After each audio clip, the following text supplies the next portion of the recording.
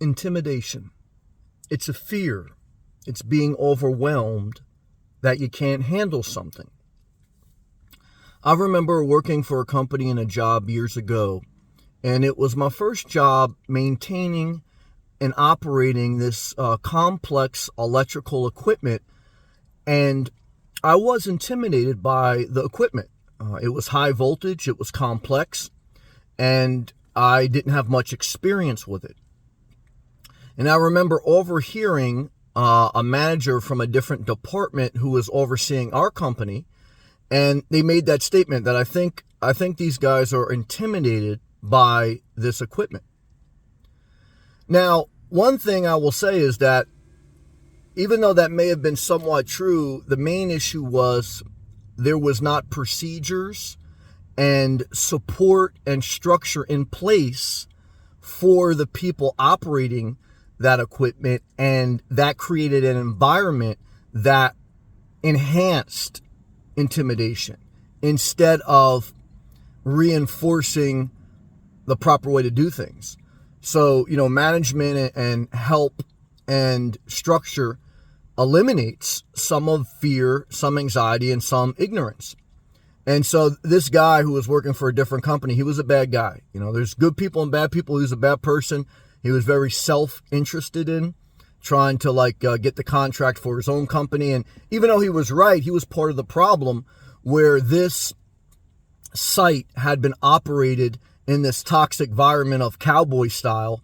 Like you just do something without structure, without procedures, without protocols. And it was a recipe for someone to get hurt. And I'm saying all that to say I pull from that experience of the lesson of intimidation. This is a lesson you can't learn in college. You can Google what the word intimidation is. But until you're working on a Saturday and you're in a small, hot electrical room with high voltage gear and you're working with 5 other people and a switch needs to be thrown and it can destroy the building and kill you, you're not going to have that experience that you need. And that's what I often tell you guys. There's school and learning and certifications, which is good. But without the experience, not good. But I want to also tie this in to the subject of living a manageable life so that you are not intimidated. You're not intimidated by your house.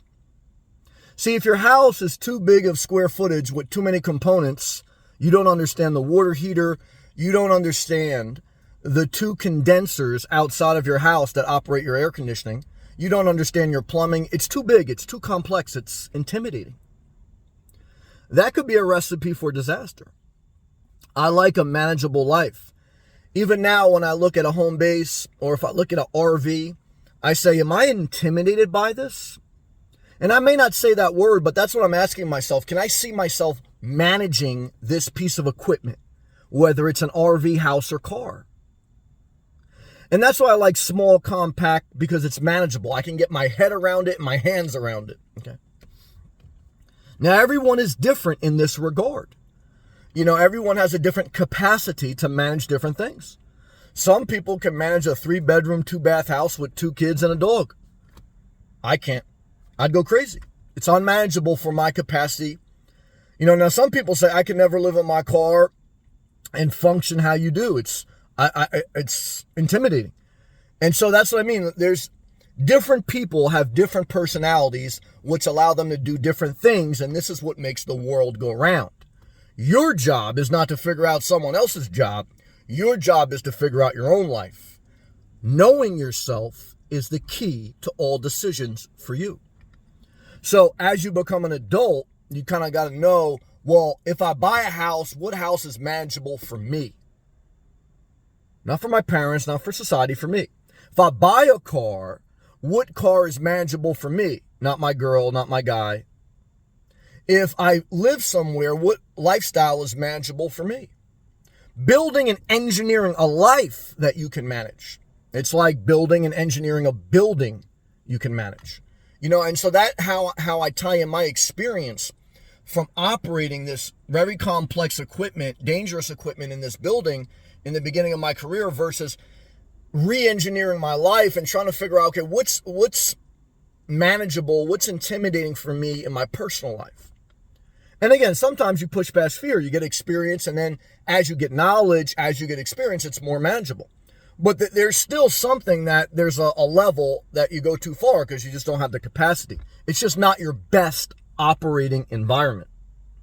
You want to create a healthy environment in your life, not a toxic environment in your life. And you are the manager of your building, of your life. And so I think this is a very important lesson. So I try to remind myself, again, when I look at a home base, when I look at a vehicle, because I'm mainly tying this into my thoughts on minimalism is, okay, I can afford this, so financially it's manageable, but emotionally, is it manageable? That's sometimes I struggle with that, right? See, living below your means is you have a certain amount of income, your expenses are below that income, and you have a surplus. So your expenses are below your means, right? So I could buy certain properties or certain RVs, and they fit that category of they're below my means, which is a criteria. But sometimes emotionally, the home base has too much square footage, or it's not in the area I want to live, or the neighbors are too close, right? And so emotionally, I can't handle that property. It's too intimidating. And that's why life is comprehensive. Mind, body, soul, financial, etc. And so this is something that you'll have to kind of work your way through as you re-engineer your life, as you mature, as you get older. If this car needs to be serviced. I'll often say another experience that I had in my life was I had a luxury car, a few, and servicing it was more complex. It was intimidating. Now, the good part about a luxury vehicle, usually, especially if they're under warranty, you take it to the dealership, and a luxury car dealership always is a better experience on average to go in the waiting room, to go to the service department, to get a rental, whatever, right? Because a Jaguar dealership versus a Hyundai dealership is a completely different experience. So the experience of going in and sitting down and the pastries and the rental car program in a luxury car dealership is great, but the intimidating thing is you can't just take a luxury car and go to a Jiffy Lube, because the people at Jiffy Lube are intimidated by a Maserati. And so now you're caught in this life because you have this piece of equipment. You can't just take it to anyone. And so now you by default have made your life kind of unmanageable, right? So, that's the other thing you have to see. If you acquire something, if you're doing something, at some point you need some help, whether you have to call a plumber to your house or whether you have to go to a mechanic shop. So you have to kind of think about that so it's manageable, not intimidating. As an example, if you bought a Class B that was a diesel, that's more intimidating than a Class B that's a regular gasoline. Why? A diesel engine may have less mechanics that can work on it. The bigger the RV, there may not be a dealership that can work on the RV because they may need a bigger lift. Okay. So that's why, again, I go back to small, compact, manageable, not intimidating. And so, again, I just want to get this thought out, document it, share it with you, and I hope it helps. If it does help, please click that thumbs up button. If you want to support the channel, please click that blue join button. Thank you to all my members. Keep showing up. Write down a topic. You'll get a topic when you go for a walk. A body in motion stays in motion. An idle mind is a depressed mind. An active mind, at least it has, an active mind with an active body, your mind has something to do. An active mind with an idle body, your mind will destroy your body. Why? Energy's got to go somewhere. Okay? So put it into self-care, not into overanalyzing life. I'll see you in the next video.